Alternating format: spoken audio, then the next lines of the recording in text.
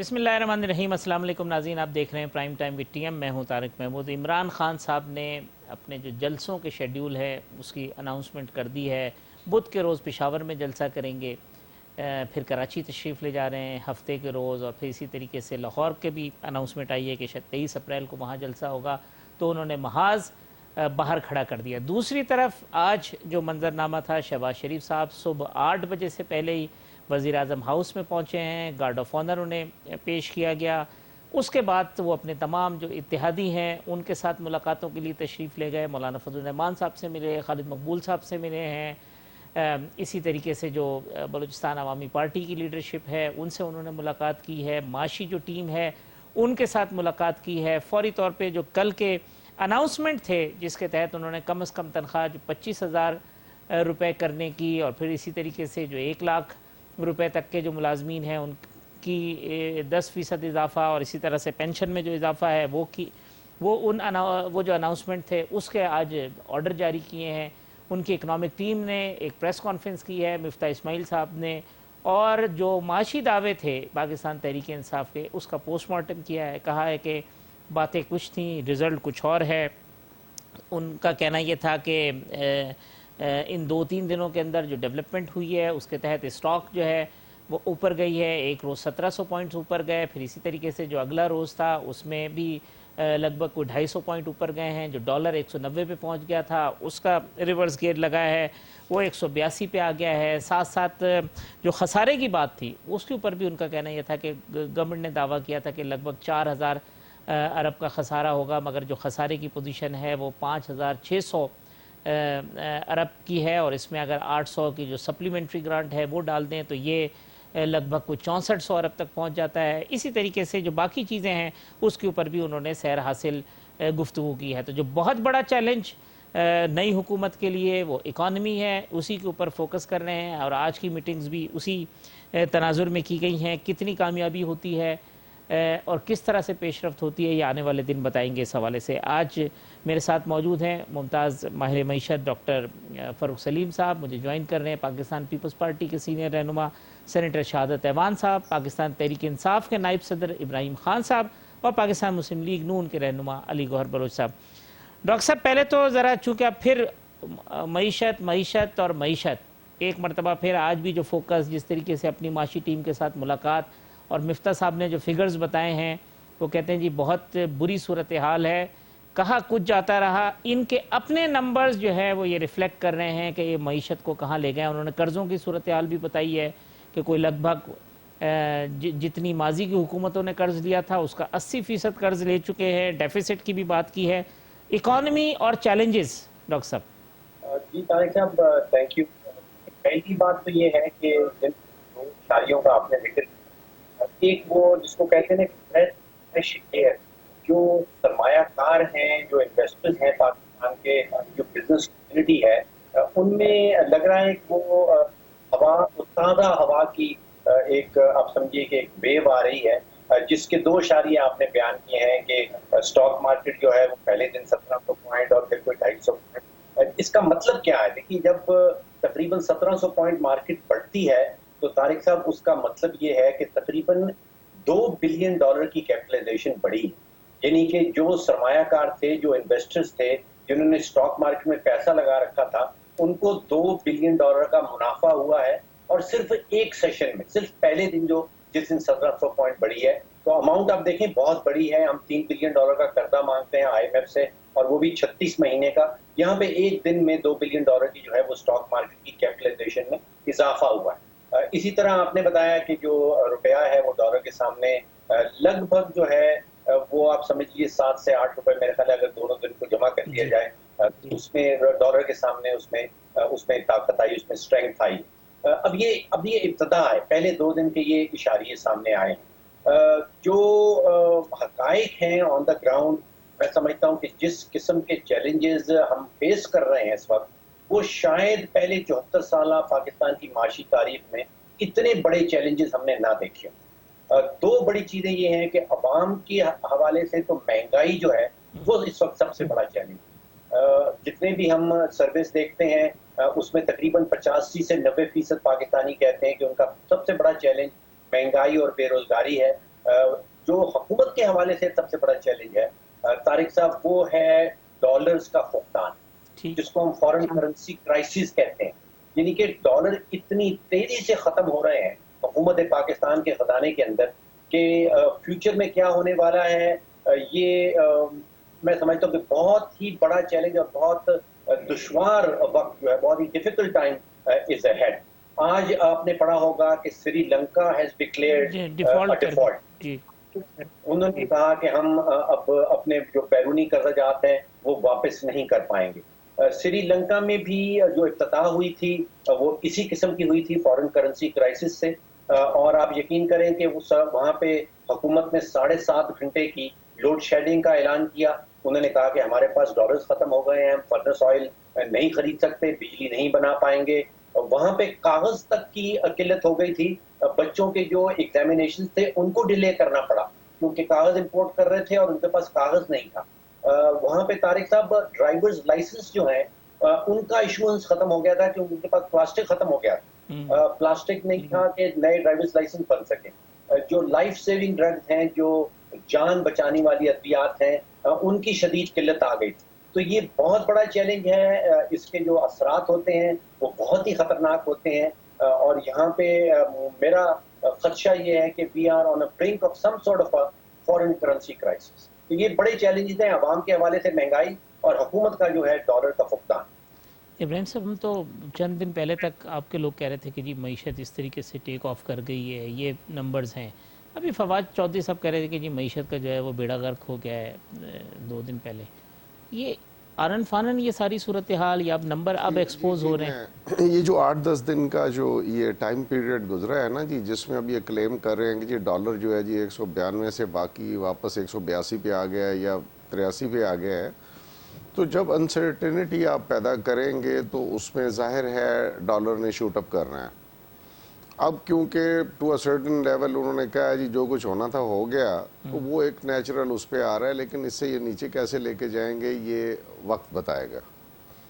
Doctor صاحب کی بڑی وہ ریئلسٹک اپروچ ہے، اور میں اسی طرف ہی آپ کو لے کے جانا چاہوں گا کہ ہوا یہ ہے کہ جو ہماری اپریہنشن ہے، خدا کرے ایسا کبھی نہ ہو، وہ یہی ہے کیونکہ ہم یہ فیل کرتے ہیں اسٹرانگلی کہ یہ امپورٹڈ گورنمنٹ ہے، اور اس کے پیچھے جو محرکات ہیں، جو معاملات ہیں، وہ خدا نہ کرے میرے منہ میں خاک کہ پاکستان کے نیوکلیئر ایسٹس پہ جو ہے کمپرومائز تک پوزیشن جائے.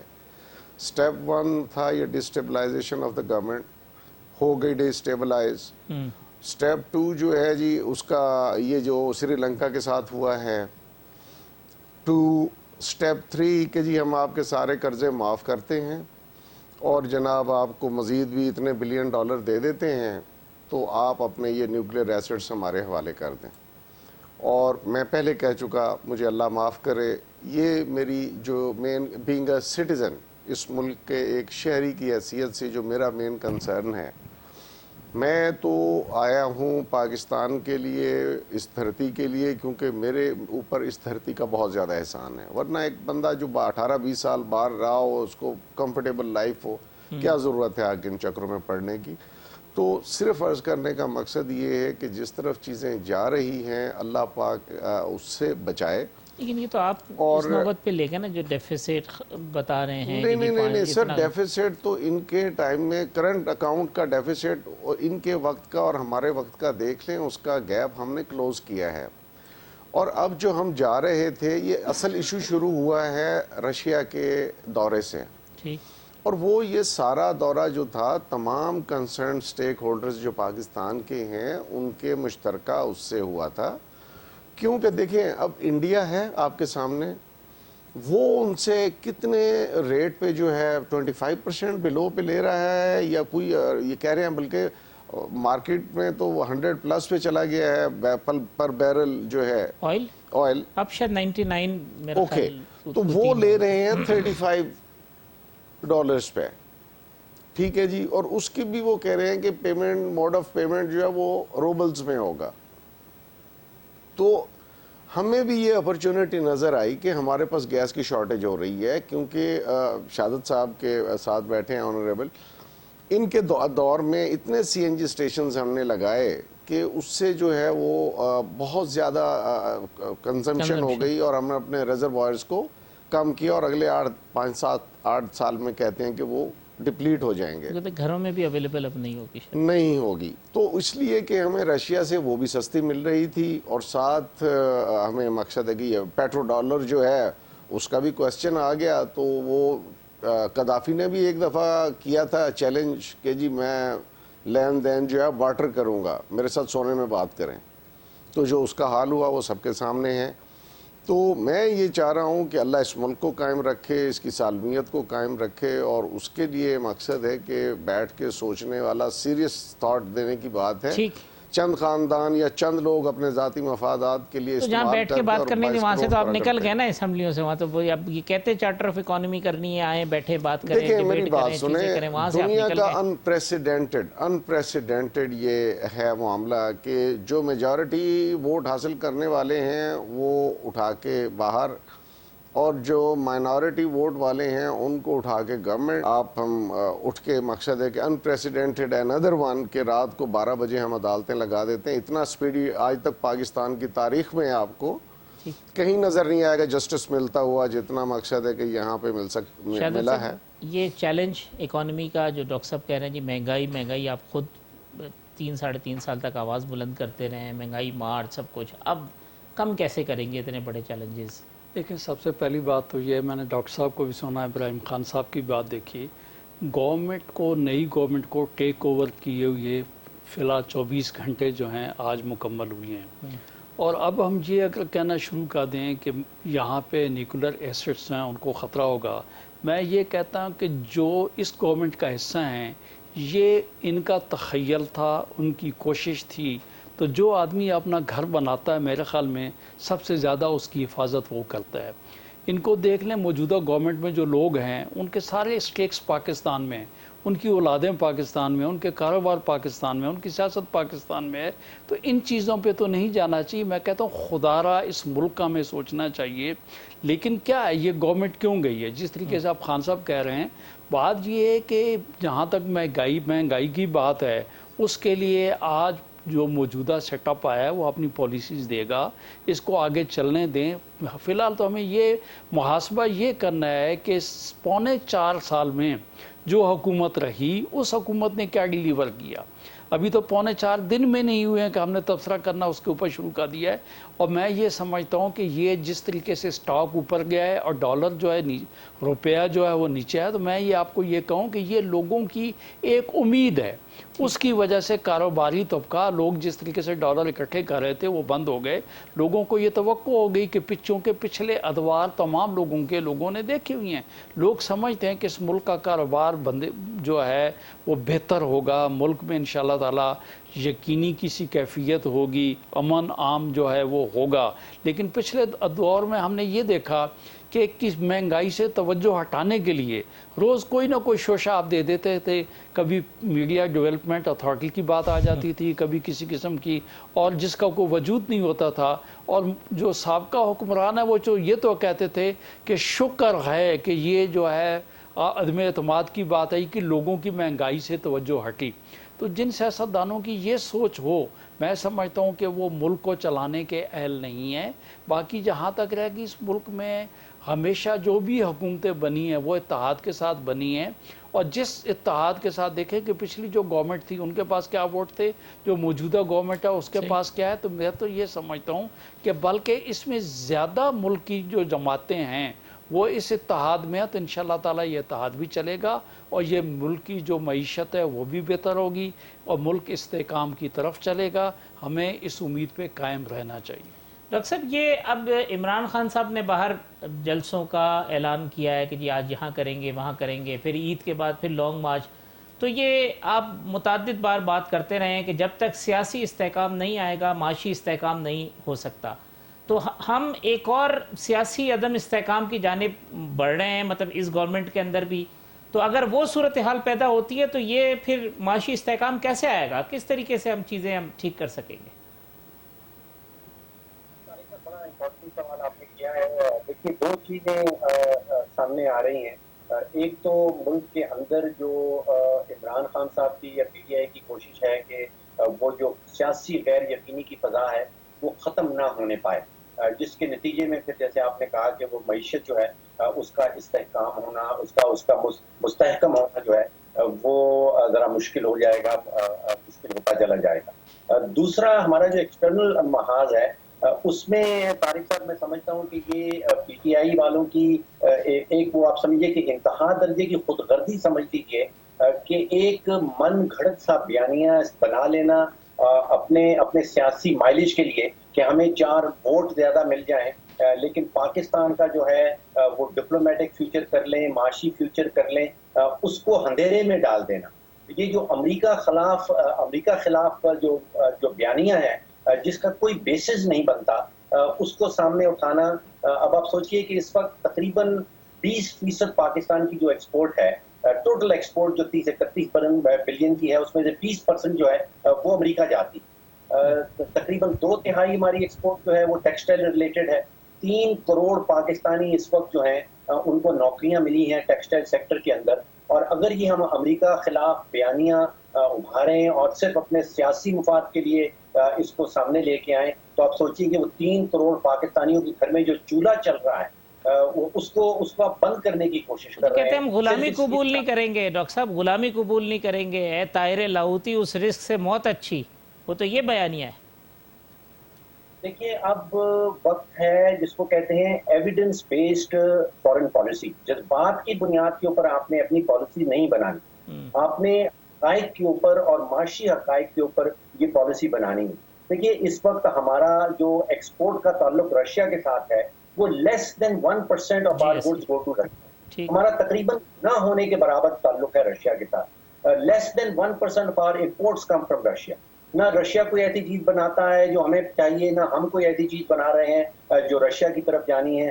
ہماری جو ایکسپورٹس ہیں وہ تقریباً 55% ایکسپورٹس ایسی ہیں جو امریکہ یا یورپین یونین جاتی ہیں۔ یہ حقائق ہیں۔ ہم نے جذبات کی بنیاد کے اوپر یا کسی شخصیت کی بائسز کی بنیاد کے اوپر اپنی جو خارجہ پالیسی ہے وہ نہیں بنانی۔ تو اتنا بڑا نقصان خدایا میری درخواست ہے کہ پاکستان کو نہ پہنچایا جائے، صرف اس بنیاد کے اوپر۔ امپورٹ کی بھی بات ہے، آپ about 33 بلین ڈالرز کی امپورٹ کرتے ہیں آئل کی۔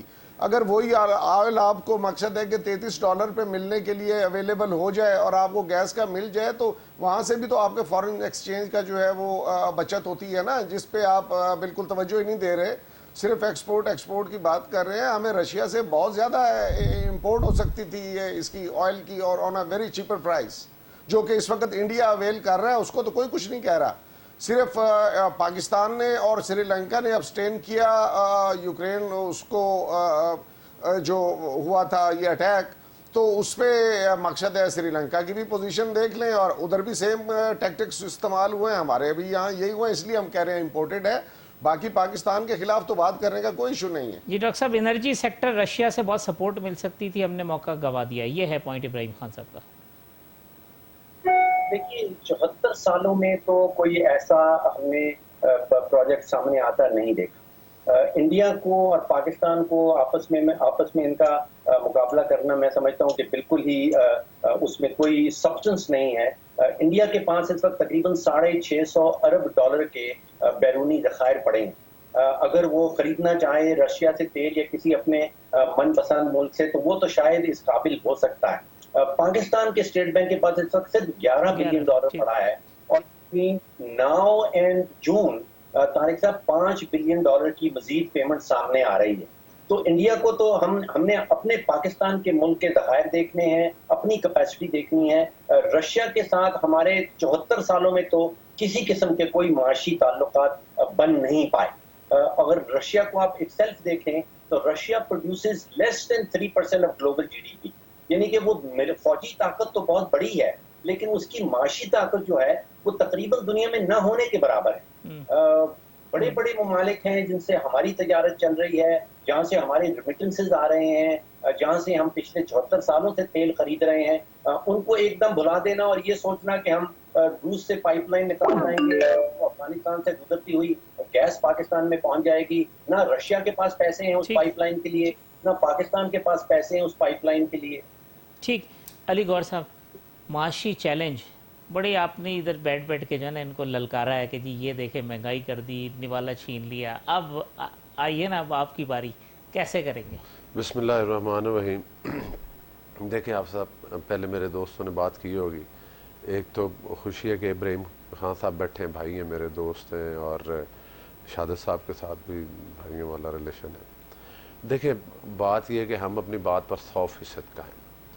افسوس اس بات کا ہوتا ہے کہ جس پچھلے 3.5 سال سے جس بری طرح اس پاکستان کو پامال کیا گیا، جس بری طرح پاکستان کے 22 کروڑ عوام کو سزا دی گئی ہر سیکٹر میں، 2018 کے الیکشن سے لے کر اس کے بعد آج 22 جا رہا ہے، 22 کا سٹارٹ ہے، 2021 کے اینڈ تک ہم نے سیاست کا بیڑا غرق کیا، ہم نے معیشت کا بیڑا غرق کیا، ہم نے وہ ریکارڈ کرپشن میں قائم کیے جو پاکستان کی تاریخ میں نہیں ملتے۔ یہ وہ حقائق ہیں۔ اس کے بعد بھی الحمدللہ ہم اللہ کا شکر ادا کرتے ہیں کہ پاکستان بچ گیا۔ مطلب پاکستان کوئی بکھرا نہیں ہے، پاکستان خدا نخواستہ ٹوٹا نہیں ہے۔ کسی سیکٹر میں اس کے ساتھ جتنی بے رحمی کے ساتھ پاکستان کے ساتھ زیادتی کی گئی ہے ان 3.5 سال میں، ہر سیکٹر کے اندر، اس کے لیے میں سمجھتا ہوں کہ یہ قوم کی دعائیں ہیں، اور یا پاکستان کو کوئی خاص دعا ہے، اللہ تعالیٰ کا خاص کرم ہے۔ اس ایسے حالات میں ملک قائم نہیں رہتے۔ معاشی طور پر آپ دیکھ لیں، سیاسی طور پر انتہائی افسوس کے ساتھ ڈاکٹر صاحب یہ اب بیانیہ دینا کہ میرے خلاف امریکہ نے سازش کی ہے، بھائی بڑی سمپل بات ہے۔ آپ 2018 آپ میجورٹی پارٹی نہیں تھے، آپ پاپولر ہوں گے لیکن آپ اتنے پاپولر نہیں تھے کہ آپ اپنی حکومت بنا سکیں، لہذا آپ نے ووٹ چرائے 2018 کے الیکشن میں پی ٹی آئی نے، اور اس کی ایک سازش، وہ سازش کی گئی۔ ابراہیم بھائی آپ کو موقع ملے گا، صبر سے ہاتھ بے شک نہ ہلائیں، تسلی سے باتیں کیجیے گا۔ آپ کو 2018 کا الیکشن چرایا گیا۔ آپ صاحب سر میری اب گزارش سن لینا، سر میں کہتا ہوں نا، میری اب گزارش تو سن لینا۔ نہیں میں سر آپ اپنی باری پہ بولیں نا، مجھے بات کرنے، یہی تو بات ہے نا، آپ سچ سننا نہیں چاہتے، نام بھی دے دوں گا، نام بھی لے دوں گا نا۔ سب سے بڑا نام عمران احمد نیازی کا ہے، جن کے ذریعے چرایا پاکستان کی 22 کروڑ عوام کو پتہ ہے، جن کے ذریعے، جن کے ساتھ مل کے چرایا۔ ہم سرے عام نام لیتے رہے، ہمارا لیڈر نام لیتا رہا ہے۔ بھول گیا تو جا کے نواز شریف کی کیسٹ سن لو بھائی، تمہیں بھول گیا ہے تو نواز شریف کی کیسٹ ہم کو مکر رہے ہیں، ہم تو سرے عام بیٹھے۔ سر ایک منٹ شاہد بھائی، ایک منٹ، میں اپنی بات سمیٹ رہا ہوں معذرت کے ساتھ۔ نہیں یہ نہیں، آپ دونوں معذرت کے ساتھ، یا مجھے بات کرنے دیں، یا مجھے بات کرنے دیں، یا ان کو بات کرنے دیں۔ میں اپنی بات مکمل کروں گا، میں اپنی بات مکمل کروں گا، یہ چپ بیٹھیں گے تو میں اپنی بات مکمل کروں گا۔ دیکھیں بات یہ ہے، 2018 کا الیکشن چرایا گیا، وہ سازش تھی جس سازش کے تحت عمران احمد نیازی کو برسر اقتدار لایا گیا۔ وہ ایک سازش تھی پاکستان کے ساتھ، وہ ایک سازش تھی کہ اس کے بعد اس نے اور اس کے حواریوں نے، ابراہیم خان صاحب جیسے تو شریف آدمی الیکشن لڑ کے آئے، انہی کپڑوں میں الیکشن لڑ کے آئے، انہی کپڑوں میں واپس چلے جائیں گے، ان کے اوپر تو کوئی انگلی نہیں اٹھاتا۔ لیکن جو اصل اس کے کریکٹرز ہیں، جنہوں نے پاکستان کو نوچا ہے، جن کا سرغنہ عمران احمد نیازی، تو مجھے بتائیں، اب انکوائریز ہوں گی، اب انتقامی کاروائی نہیں ہوگی، لیکن ہم نے سچ نہیں دکھانا لوگوں کو۔ اس کا بھی، اس سازش کا بھی جو ہے نا، دودھ کا دودھ اور پانی کا پانی ہو جائے گا۔ کل شہباز صاحب نے اناؤنس کیا ہے نا کہ اس کی انکوائری کروائی جائے۔ ہاں لیٹر گیٹ۔ بات کرنے کا مقصد یہ ہے، پیٹرولیم کے اوپر آپ نے ڈاکہ ڈالا، ایل این جی کے جو آپ نے مہنگے ترین فرنس آئل جو اس وقت سستا تھا وہ آپ نے نہ خریدا، جب آپ نے ٹینڈر کرنے تھے اربوں روپے کا، آپ نے وہاں پر نقصان کیا۔ کرونا کا باہر آیا ہوا آپ فنڈ کھا گئے۔ میں وہ ٹپیکل باتیں نہیں کروں گا کہ وہ فلاں فلاں، آج تک فارن فنڈنگ کیس میں آپ کا نام نہیں لیتے، چونکہ آپ اس وقت لاڈلے تھے نا، آپ کو کوئی پوچھتا نہیں تھا، چونکہ لاڈلوں کو بٹھایا گیا تھا۔ لاڈلوں نے ملک لوٹنا شروع کر دیا۔ ایک کام ہوتا ہے، یا ملک چلتا ہے آپ ڈیلیور کرتے ہیں، یا آپ ملک کو لوٹتے ہیں۔ جب انہوں نے ملک کو لوٹنا شروع کر دیا تو اس کے بعد ڈیلیوری تو ہونی کوئی نہیں تھی کہ آپ کسی بھی سیکٹر میں ترقی کرتے، آپ کو کرتے۔ وہ لوٹ مار جو مچی 3.5 سال میں، وہ کور نہیں ہوئی۔ اور عمران احمد خان کو سب سے بڑا جو شوق تھا، اس کو تھا کہ جو میرے سیاسی مخالفین ہیں ان کو دیواروں میں چنوا دو۔ تاکہ ان کو چور بھی کہو، ان کو ڈاکو بھی کہو، ان کے اوپر ہر الزام لگاؤ اور ان کو دیواروں کے اوپر چنوا دو، اور تاکہ مطلب ہے کہ وہ کوئی بھی جو ہے وہ اور میں دونوں ہاتھوں سے لوٹتا رہوں. یہ تھا. اب آپ نے کہا آخری میں جو آپ کو جواب دوں گا، آپ نے کہا کہ اب آپ کیا کریں گے. اب ہم اس ٹوٹے پھوٹے پاکستان کو سینے سے لگانے کے لیے تیار ہیں. اب بھی ہم چیلنج کرتے ہیں. ابھی تو سال ایک الیکشن میں رہ گیا، 1.25 سال، دیکھتے ہیں کس وقت میں آتا ہے. اس میں بھی بہتری آئے گی، لیکن انشاءاللہ تعالی اگر چاہے ہماری اتحادیوں کی حکومت ہے، ہمارے تو اس وقت بھی انہوں نے سارے ووٹ چرا لے، ڈبے چرا لیے، اور ڈسکا کے مقام پر یہ ایکسپوز بھی ہو گئے تھے ووٹ چوری کرتے ہوئے. بات یہ کہ ہمارے تو ٹوٹل 84 نمبر ہے اسپیشل سیٹس ملا کے، لیکن اس کے باوجود انشاءاللہ تعالی آپ کو پاکستان میں تبدیل ہوتا ہوا نظر آئے گا. کل سے ہی ڈالر شالر نواز شریف کا نام سنتے ہی کام نیچے کو آنا شروع، آپ نے دیکھ ہی لیا ہے. ابھی تو ایک دن نواز شریف صاحب بھی آ رہے ہیں واپس، انشاءاللہ آئیں گے. کیوں نہیں آئیں گے؟ اسحاق ڈار صاحب بھی آ رہے ہیں. اسحاق ڈار صاحب بھی آئیں گے، اپنے مقدمات کو انشاءاللہ فیس کریں، قانونی طریقے کے ساتھ آئیں گے. ہم کو ان کی طرح چور دروازوں سے یا ووٹ چرا کر نہیں آئیں گے، سرے عام آئیں گے، جہازوں پر آئیں گے، پاکستان کی سرزمین پر آئیں گے. کیوں نہیں آئیں گے؟ 3 سال میاں نواز شریف صاحب وہ لیڈر ہیں جنہوں نے پاکستان کو ترقی دی، جنہوں نے سی پیک جیسے پروجیکٹ لے کر آئے. وہ کیوں نہ آئے؟ پاکستان کے وہ پاکستان کے سپوت ہے، پاکستان میں. شہزاد بھائی میں ایک وقفہ لے لوں، وقفے کے بعد آتے ہیں تو پھر آگے گفتگو کرتے ہیں.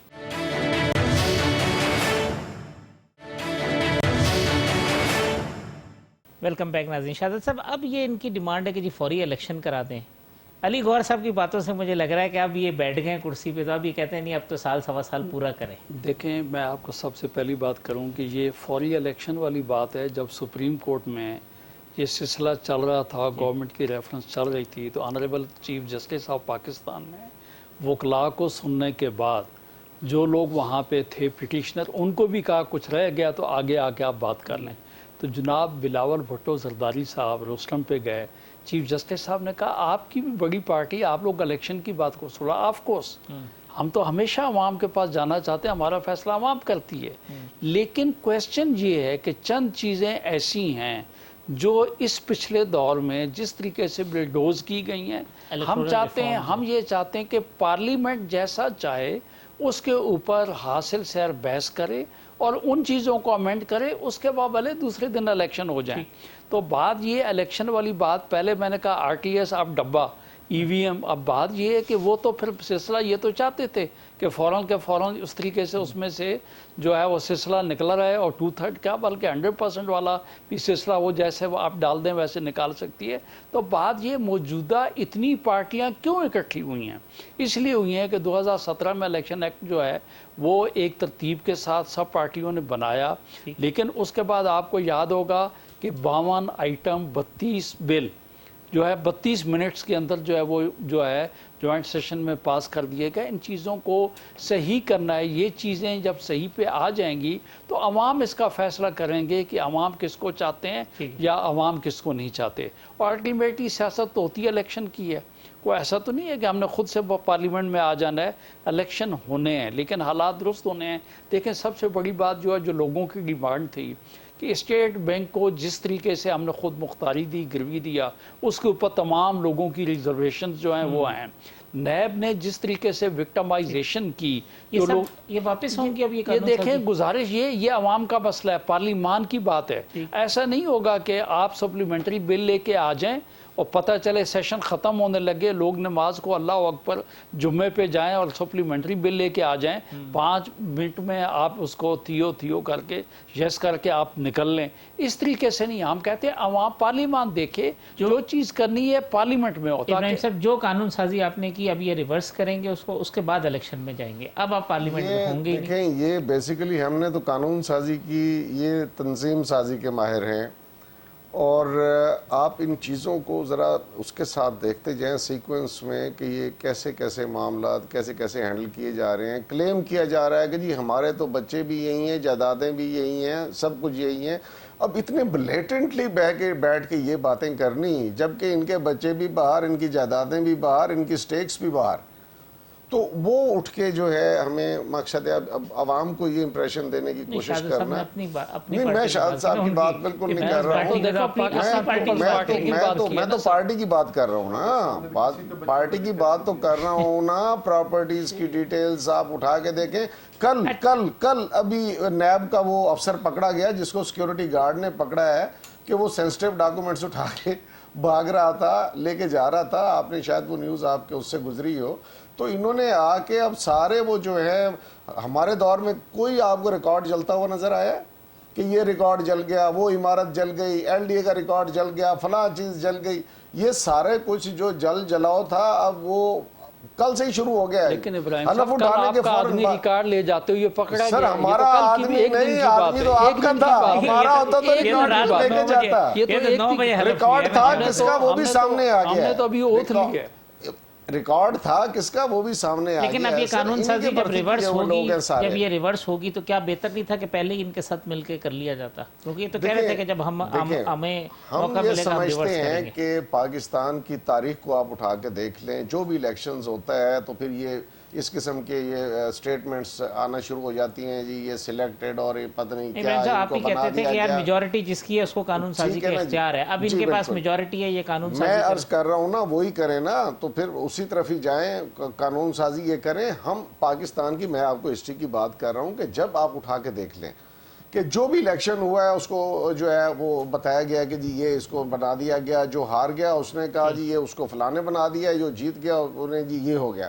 تو الزامات کی اس سے نکالنے کے لیے ہم نے کہا ہے کہ آپ ای وی ایم کو آئیں, بیٹھیں, دیکھیں اور فل پروف ایک سسٹم لے کے آئیں, امپروومنٹ لے کے آئیں, تاکہ اس میں کسی قسم کی کوئی گنجائش نہ رہے, اور جو بھی آئے عوام کی طاقت سے آئے, اور ایک دوسرے پہ یہ الزام تراشی کی گند جو ہے اس کو صاف ہونا چاہیے اور یہ ختم کرنا چاہیے. اور اس لیے جو ہے وہ ای وی ایم کو لیا, اب یہ اس کو ہٹانا چاہتے ہیں تو کہتے ہیں یہ تو جادو کا ڈبہ تھا جو اپنے علی گڑھ صاحب نیب کو بھی آپ ختم کر رہے ہیں. وہ کہتے ہیں جی اب آپ آ گئے ہیں, اب قانون سازی ایسے کریں گے کہ تاکہ جو ہے نا کرپشن پکڑ ہی نہ جا سکے اس ملک کے. حافظ صاحب دیکھیں, میرے بھائی نے ابھی بات کی ہے اور مجھے افسوس ہے کہ ان کو ٹائم ملتا ہے, بندے کو پازیٹیو بات کرنی چاہیے, ٹاپکس پر کرنی, بچوں پر, یہ وہ مطلب ہے. ظاہر ہے اگر آپ میاں نواز شریف کی طرف آپ کا اشارہ ہے تو ہم مانتے ہیں ان کی اولادیں باہر ہیں, جب بار بار مارشل لاء لگیں گے, آپ کے بیوی بچوں کو جیلوں میں بند کیا جائے گا, آپ کو کاروبار کرنے کا بھی ادھر حق نہیں دیا جائے گا, تو کسی ملک میں تو پناہ لینی ہے نا پھر جا کر, یا ہر وقت اپنے بچوں کو جیلوں میں بے گناہ وہ کو سیاست کرتے ہیں جو ادھر آ کر بیٹھ کر جیلیں بھگتے ہیں. دوسری بات یہ ہے کہ وہ تو چلو کسی مسلمان گھرانے میں, عمران احمد نیازی کے بچے تو یہودیوں کے گھر پال رہے ہیں, ادھر اتنا بنی گالہ میں بڑا گھر ہے, ادھر لائے ان کو پڑھائے. جب ہمارے بچوں کے تانے مارتا ہے تو اپنے بچوں کو تو لا کے بٹھائے تاکہ ہمیں تانا تو مار سکے نا. اپنے بچے تو یہودیوں کے گھر میں, وہ گولڈ سمتھ کے گھر میں پال رہے ہیں, اور اللہ بہتر جانتا ہے دین مذہب کی کوئی نا صفائی صلاح الدین صاحب دے سکتے ہیں, میں دے سکتا ہوں. مقصد ہے کہ ہم آباد بھی نہیں کر سکتے, میں اس کو کرٹیسائز نہیں کر رہا, لیکن میں کہہ رہا ہوں کہ ادھر والد صاحب جو ہیں وہ مدینہ کی ریاست کے بھاشن اور اخلاقیات کے دیتے ہیں, تو بچوں کا بھی بتا دے کہ ان کو بھی کوئی بھاشن دے دے کہ بھائی ادھر آؤ کو مسلمانوں کا بھی کوئی سیکھ لو. گزارش کرنے کا مقصد یہ ہے وہ ہاں ان کو اور طرح سے, اب تو ان کو بھی چلے گئے ہیں. میری گزارش سنیں, میں یہ کہتا ہوں کہ جو لیجسلیشنز ہیں, جو کالے قانون ہیں, جو پاکستان میں وہ قوانین جو پارٹیاں توڑنے اور بنانے کے لیے استعمال ہوتے ہیں, جن کو طاقت کے ٹول کے طور پہ استعمال کیا جاتا ہے, جن کو وفاداریاں تبدیل کرنے کے لیے استعمال کیا جاتا ہے, وہ قوانین تبدیل ہونے چاہیے. ان اداروں میں بھی امینڈمنٹس ہونی چاہیے. یہ مشاورت کا عمل ابھی تمام پولیٹیکل پارٹیز سے ہوگا, اس کے بعد فیصلہ ہوگا. ہمارے ملک میں ایف آئی اے بھی ہے, ہمارے ملک میں ہمارے دیگر ایجنسیز بھی ہے. اصل چیز حافظ صاحب نیت کی ہے, قوانین کی نہیں ہے. بات یہ ہے کہ انہوں نے اب جو لوٹ مار کی ہے تو بڑا سمپل ہے, ہم کہیں نیب زندہ باد, اب کسی طریقے سے ہم نیب کو جب پھر ڈال دیں اور ہم کہیں کہ ان کو نہیں یہ طریقہ غلط ہے. انہوں نے کچھ غلط کیا تو یہ پراپر اداروں میں فیس کریں. ہم نہیں چاہتے کہ یہ 90 دن کے ریمانڈ بھگتیں, لیکن جو انہوں نے گھپلے کیے ہیں وہ تو ان سے لینے ہیں. آپ دیکھیں نا, پوچھنا تو ہے فارن فنڈنگ کیس کے اربوں روپے کا. بی آر ٹی پشاور میں جو انہوں نے کھایا ہے وہ تو ریکور ہمیں کرنا پڑے گا, کیونکہ اسی وجہ سے پاکستان کا پٹھا بیٹھا ہے. باقی جو انہوں نے کرونا کا فنڈ اربوں روپے کا کھا گئے, اس کا بھی ریکارڈ ہے. ایک اب پوچھنا پڑے گا نا ان سے کہ جو وہ ہار بکا تھا ادھر جا کر, وہ جو اب تو نکال کے ہم بتائیں گے وہ ہار کدھر سے آیا, کس دکان پہ مکا, کس شہزادے نے گفٹ کیا تھا. حالت ان کی یہ ہے کہ توشہ خانہ کے انگوٹھیاں اور ہار بیچتے پھر رہے ہیں. وہ بھائی اربوں تو تم نے کھا گئے کورونا کے فنڈ میں، دفع کرو، ہار کو درود بیچنا تھا گھڑیوں کو. ترکی والوں کا گیا تھا، وہ ہمیں پتہ ہے. وہ ایک کل بھی آیا ہے، وہ گھڑی کی بات چل رہی ہے، گھڑی اور گاڑی. اور وہ جو فرح بی بی سے بہت اوپر ہے، فرح بی بی، وہ فرح گجر فورن ایکسچینجز میں بات کرتے ہیں تاکہ پاکستان کا فرح گجر کی جو سٹوریاں، ان کا تو حساب دینا پڑے گا نا، کہ کتنے میں ڈی سی لگا، کتنے میں وزارت بکی تھی، کس کو وزیر بنوایا تھا اور پیسے لیتی رہی، کون کیک بیکس لیتا تھا، کہاں تک یہ سٹوریاں جاتی تھیں، فرح بی بی کس کی دوست ہے، یہ آپ سے بہتر کوئی بھی نہیں جانتا. یہ حمزہ صاحب سے پوچھ لیں، فرح بی بی کو بگا دیا، فرح بی بی کو بگا دیا، اس کے خامند کو بگا دیا، لیکن کوئی نہیں، ابھی کافی کریکٹر دیتا ہے. کیسے ہوگا انشاءاللہ تعالی؟ پہلی بات تو یہ ہے کہ چور کی داڑھی میں تنکا والی بات ہے کہ ابھی سے لوگوں نے ملک سے باہر جانے کے لیے کوششیں شروع کر لی ہیں. کچھ لوگوں نے تو کورٹس کو اپروچ کرنا شروع کر لیا ہے. حفظ ماغ تقدم کے دور پہ اگر کسی کو اسٹاپ لسٹ پہ بھی رکھا گیا ہے اس کے لیے بھی شور شرابہ شروع ہو گیا ہے. دیکھیں نور عالم خان صاحب نے چونکہ ایک بات اوپن کی تو بات کو ہمیں سے تو کسی نے نہیں کہا. اگر ایک آدمی کہتا کہ ان کو روک لو یہ نکل جائیں گے، بہت کچھ ہم بتائیں گے. تو ابھی جو دوست جن کو یہ کہتے ہیں منرفین ہیں، جو اصل تو سچ گو لوگ ہیں، حق پسند لوگ ہیں، وہ کچھ بتائیں گے اور یہ بہت سی چیزیں یہ سامنے آئیں گی. ابھی تو بات یہ ہے کہ پریزیڈنٹ آف پاکستان سٹنگ وہ جاتا ہے، کہتا ہے جی کہ جو دہشت گردی کا مقدمہ ہے میں اپنا استحقاق ختم کرتا ہوں، کیونکہ نظر آ رہا تھا گورنمنٹ گئی کہ اب نو کنفیڈنس چل رہا تھا. وہ جاتے ہیں اور سرکاری وکیل سے لکھوا دیتے ہیں نو کیس از میڈ آؤٹ.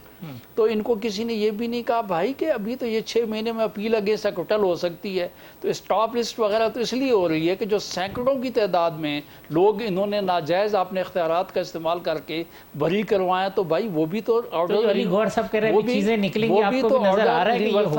تو دیکھیں صاحب میں نے کہا ایک بات میں آپ بتاؤں کہ وہ سلسلہ نہیں ہوگا جس طریقے سے وکٹمائزیشن ہوئی ہے، لیکن جتنا ہوا ہے میں کہتا ہوں اس ملک میں، ابراہیم خان صاحب بھی صاف آدمی کہیں گے، جتنا کسی نے کیا اتنا اس کو بھگتنا چاہیے. ابراہیم نے گھڑی نہ ابراہیم نے وہ گھڑی لی نہ بیچی، اس کا تو نام کوئی نہیں لیتا. یہ بھی تو وہ میں آپ کو گزارش یوسف رضا گیلانی صاحب کے مقابلے میں الیکشن کانٹیسٹ کیا، اس کا تو نام کوئی نہیں لیتا. اس پہ اوپر جس نے بھی کیا آپ کے یہاں سے اگر چیزیں جس نے کی ہے اس پہ جس نے گھڑی بیچی ہے اس کو بتانا پڑے گا. جس نے کرونا کا فنڈ کھایا اس کو جواب دینا پڑے گا. کرونا کے متعلق دنیا نے اپریشیٹ کیا ہے کہ کس طرح میں فنڈ کی بات کر رہا ہوں. میرے الفاظ آپ نے لے لیے، میں وکیل آدمی ایک ہی بات کر رہا ہوں جو میں کرنا چاہ رہا تھا کہ ان کے پونے 4 سال ہیں، ان کے آڈیٹر جنرل کی جو رپورٹ ہے وہ دیکھ لیں، وہ منسٹری بتا دے گی، کم از کم ان لوگوں کے خلاف تو کچھ ہونا چاہیے. ٹھیک ہے، میں ایک وقفہ لیتا ہوں، وقفے کے بعد آتے ہیں پروگرام کو کنکلوڈ کرتے ہیں.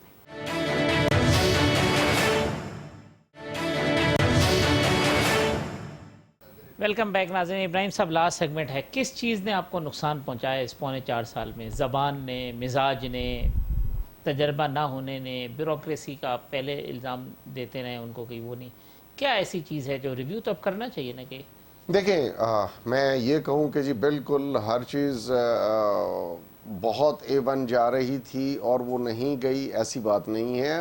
کمیاں بیشیاں ضرور ہوتی ہیں، لیکن ہماری گورنمنٹ جانے کا جو ہے وہ وجوہات ٹوٹلی ایکسٹرنل ہیں، انٹرنل نہیں ہیں. ٹھیک. اور جس کی وجہ سے کہ ہمیں وہ ڈی ریل کر کے، اور ایک مقصد ہے کہ مائنورٹی کی گورنمنٹ کو جو ہے اٹھا کے وہ یہ 9 آدمیوں کا مقصد ہے چونچوں کا مربع، وہ کیا کہتے ہیں دھان متی کا کنبا اکٹھا کر دیا گیا اور یہ بنایا گیا. لیکن یہ زیادہ دیر نہیں چلنے والا، کیونکہ ان کے ویسٹڈ انٹرسٹ ہیں، ان کے ڈائیورس انٹرسٹس ہیں اور انہوں نے کلیش پہ آنا ہی آنا ہے. لیکن میں کہتا ہوں کہ پاکستان کمز فرسٹ.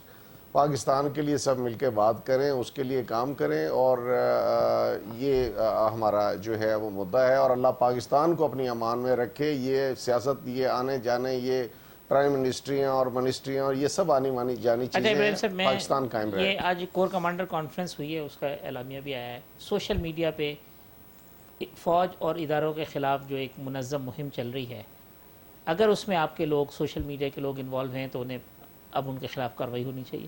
لیڈرشپ میں تو کوئی تھا، صرف ایک کال تھی اور اس کال پہ آپ دیکھیں سوشل میڈیا کمپین چھوٹا سا پہلے جواب ابراہیم صاحب کی بات کا دے دوں. 2 باتیں آپ نے ان سے یہ پوچھیں کہ ان کے گورنمنٹ کا جانے کی وجہ کیا بنی. سب سے پہلی بات تو یہ ہے کہ پارلیمانی جو اقدار ہیں ان کی پامالی نمبر ایک. غیر ان الیکٹڈ لوگ جو ہیں الیکٹڈ لوگوں کو ان کو اگنور کیا اور ان الیکٹڈ لوگ جو ہیں ان کو مسلط کیا. اس کے علاوہ تکبر اور غرور اور اس کے علاوہ سامنے والے کو نہ برداشت کرنا. جیسے میں نے کہا نا پارلیمانی اقدار جو ہیں جہاں لیڈر آف اپوزیشن کو ہاتھ ملانا پسند آپ نہ کریں, اور یہی وجہ ہے کہ آج انہوں نے اسمبلی سے ریزائن دیا ہے. خدا کرے کہ اپنی اس بات پہ قائم رہیں. ایک آدمی تو پارلیمان کے اندر کہہ چکا ہے کہ میں نے ریزائن دے دیا, اب 2-4 دن میں دیکھیں گے کیا بنتا ہے. اس کے بعد آپ نے کہا کہ 2-3 جا کے لکھ کے دے چکے ہیں کہ یار وہ ہم نے کوئی ویسے پہلے بھی یہ ایسا کرتے رہتے ہیں, کرنے کے بعد اب میں دیکھوں گا تو تب نہ کہ جس دن جا کے وہاں پہ اس کو اون کریں گے. اس کے بعد کورٹوں کے کھلنے کی بات کی. کورٹ جو بڑی عالیہ عدالت عظمیٰ 24 گھنٹے کی عدالت ہے, تو کہتے ہیں کسی دنیا میں کہیں ایسا نہیں ہوا. تو ابراہیم بھائی یہ بھی تو بتائیں ورلڈ میں کبھی کوئی سیشن پاکستان کی تاریخ میں آپ بتا دیں ایسا سیشن ہوا جو 5 دفعہ ایڈجرن ہوا ہو, جس کے اندر یہ تماشا لگا پڑا ہو کہ اس وقت آدھے گھنٹے کے بعد آپ آ جائیں رمضان کے مہینے میں 15 گھنٹے تک لوگوں کو وہاں آپ انگیج رکھیں اور اپنی مختلف قسم کی کنسلٹیشن اور سازشوں میں آپ رہیں کہ کسی طور پہ اقتدار بچے. تو یہ سب لاسٹ سینٹنس یہ ایک تو یہ جو کمپین سوشل میڈیا کی, پھر الزام آپ پہ بھی آئے گا کہ نون لیگ بھی اسی طریقے کی کرتی تھی, اور یہ جو غلطیوں کا ذکر شہادت صاحب نے کہا جو غلطیاں آپ کو نہیں کرنی چاہیے مسلم لیگ کو. دیکھیں اس طرح سے کمپین ہم نے نہیں کی. ہماری لیڈرشپ اور ہم ٹی وی پر بھی بات کرتے تھے, اگر کسی کریکٹر کو دیکھتے تھے تو ہم بائی نیم بات کرتے تھے, ہم کھل کے بات کرتے تھے. آج بھی آپ کو حق حاصل ہے, اگر کوئی کسی بندے نے کوئی غلط طریقے کے ساتھ ڈیمیج کیا ہے اور لا سے ہٹ کے کیا ہے, چاہے وہ کوئی ہماری فورسز کے ذمہ داران ہوں, کوئی سیاست میں ہوں, کوئی جوڈیشلی میں ہوں, تو آپ کھل کے بات کریں. لیکن اپنی ٹیم کے ذریعے گالم گلوچ کروانا, چھپے راستوں کے ذریعے, چور دروازوں کے ذریعے ایک مہم چلانا سوشل میڈیا پہ, میں اس کی بالکل مذمت کرتا ہوں. اور یہ اصل چیز ہوتی ہے اداروں کو ڈیمیج کرنے والی. دوسری میں مختصراً گزارش کروں گا, ٹائم ختم ہو گیا. ابھی وہ شہادت صاحب نے بھی اس پہ بات کی ہے اور میرے بھائی نے بھی کی ہے. دیکھیں بات یہ ہے کہ عدالت عالیہ نے ایک فیصلہ دے دیا, آپ کا کام ہے آپ منوعن اس پر عمل کرنا ہے. آپ عمل کرنے کے بجائے ایک سازش تیار کرتے ہیں, اس کو لنگر. رات کے 12 تو بج گئے تھے. اگر عدالتیں نہ کھلتی, عدالتیں کھلیں اپنے فیصلے پر عمل درآمد کروانے کے لیے. اگر رات کے 12 بجے اگر عدالت عظمیٰ بنیادی حقوق کے لیے کھل سکتی ہے, کون کہتا نہیں کھل سکتی؟ ہائی کورٹ بھی کھلا تھا, کھلنا چاہیے تھا. پھر آپ میں پانی تھا تو تگتے نہ, پھر آپ نے فوراً ریزائن بھی دے دیا. اگر یہی رونا تھا تو وہ پہلے 12 گھنٹے اجلاس کیوں چلوایا؟ جو عدالت کا فیصلہ تھا اس پر عمل کر دیتے. رات کے 12 بجے آپ فٹافٹ استعفیٰ بھی دے رہے. ایک قیدیوں والی ویگن باہر آئی تھی, ایک قیدیوں والی. میں بتا دیتا ہوں, یہ تو بات نہیں کر رہے تھے. ایک قیدیوں والی ویگن آئی, اسپیکر صاحب استعفیٰ, سپریم کورٹ کے فیصلے پر منوعن عمل. اس طرح جس طرح 5 منٹ میں چابی لگ گئی, ہر چیز کو سپیڈ لگی, پتہ نہیں کیا ہوا. وین ڈرائیور کو تو تمغہ جمہوریت ملنا چاہیے. خدا کی قسم ہے, وہ کدھر ہے, اس کا ماتھا چومے, اس کا اس وین ڈرائیور کا ماتھا چومنے کو دل کرتا ہے جس نے رات کے 12 بجے جو پورے پاکستان کے سیاستدانوں سے مسئلہ حل نہ ہوا ایک وین ڈرائیور نے کر دیا. دیکھیں سر, یہ سارا کریڈٹ جو ہے پاکستان کی جوڈیشری کو جاتا ہے. میں یہ سمجھتا ہوں کہ اگر عدالت اپنے فیصلے پہ عمل درآمد نہ کروانے کے لیے نکلتی تو میں سمجھتا ہوں کہ اس کا قصہ کہانی کچھ اور نکلنے جا رہا تھا. خدا نہ خواستہ مارشل لا لگ سکتا تھا. ملک کو بچایا ہے چیف جسٹس آف پاکستان نے. اگر اسمبلی سپریم ہے تو مگر 69 میں یہ نہیں ہے کہ وہ جو ہے نا ایکسٹرا کانسٹیٹیوشنل کوئی چیز, ایکسٹرا کانسٹیٹیوشنل ہو تو ٹھیک ہے. اگر ایکسٹرا کانسٹیٹیوشنل نہیں ہے تو پھر اس پہ بھی قدغن لگائی جائے گی, تو پھر اس کو ختم کر دیں, اس کو. چلیں, ابراہیم خان صاحب, سینیٹر شہادت ایوان صاحب, علی گور بلوچ صاحب, ڈاکٹر فاروق سلیم صاحب بھی ہمارے ساتھ موجود تھے. تمام مہمانوں کا شکریہ. کل اسی پروگرام میں انشاءاللہ اسی وقت دوبارہ ملاقات ہوگی. اللہ حافظ.